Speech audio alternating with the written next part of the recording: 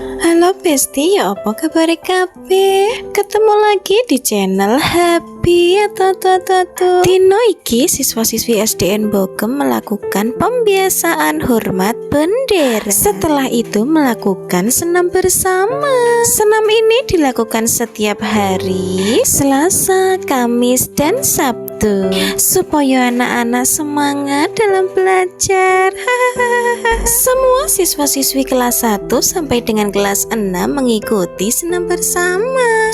Ya ampun, aku lali, Bapak Ibu guru juga ikut. Jadi bukan hanya siswanya saja, tapi Bapak Ibu guru juga mengikutinya supaya badan menjadi sehat dan bugar. Senam ini adalah pembiasaan yang dilaksanakan di SDN Bogem. Bagaimana keseruannya? Mari kita saksikan bersama-sama.